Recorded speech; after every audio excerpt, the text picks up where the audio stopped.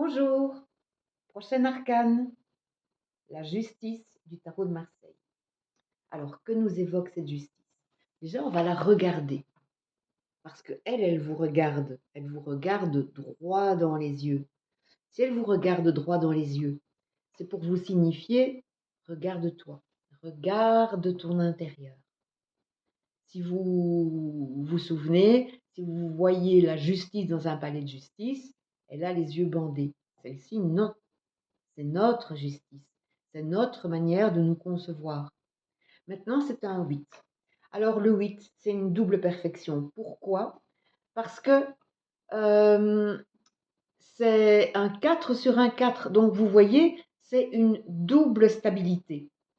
Et là, on arrive à un moment où il y a quelque chose qui est figé, qui est fixé, où on se sent bien, où on se sent dans un réel équilibre, où on se sent bien posé. C'est pour ça qu'on parle de double perfection.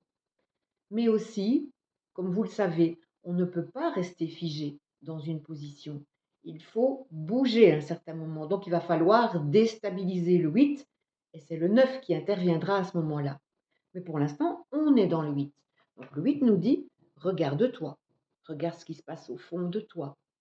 Qu'est-ce que tu peux... C'est un peu un examen de conscience en fait. Et à un certain moment, il va falloir trancher sur certaines décisions. D'où l'épée qui est là. L'épée, elle est là, elle tranche.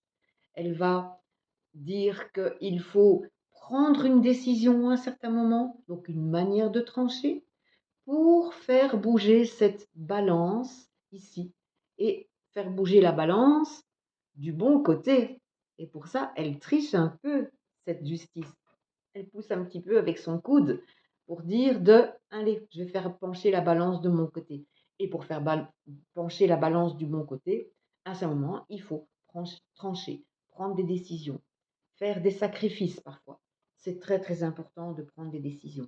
Vous savez, quand on fait un examen de conscience, on se rend compte qu'à un certain moment, ça c'est bien, ça c'est pas bien pour nous. On a des décisions à prendre. Maintenant, cette justice peut aussi représenter une, une mère, la mère qui est vraiment une mère qui est là, qui nous encadre, qui nous dirige un peu. Donc dans un tirage, ça peut aussi représenter une part maternelle de, de nous-mêmes qui est un peu en corrélation avec le 18, 8, 18. On verra plus tard que le 18, la lune, c'est la mère céleste, et celle-ci représente la mère terrestre. C'est une des arcanes qui peut représenter la mer, mais on peut vraiment en tenir compte quand celle-ci apparaît dans un tirage.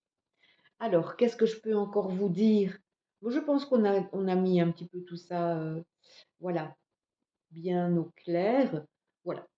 Et si jamais vous avez des questions, n'hésitez pas à poser vos questions en commentaire sous cette vidéo. Je me ferai un plaisir de vous y répondre.